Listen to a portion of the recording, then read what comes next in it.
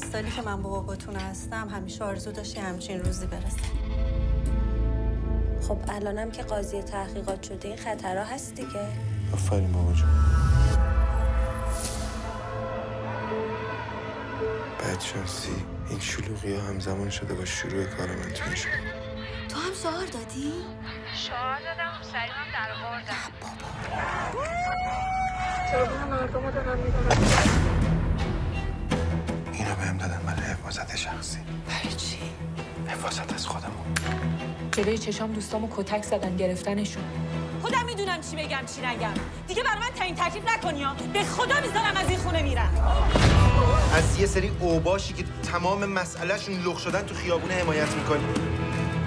اصلا به عنوان پدر نه، به عنوان کارشناس که اندازه سن تو این سیستم بوده بهتر از تو نمیدونم چه خبره. نه. چون توشی.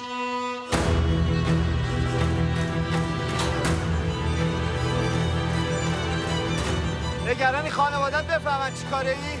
میدونستی بابا تو قاتله؟ تو خونه خودم احساس ناامنی میکنم.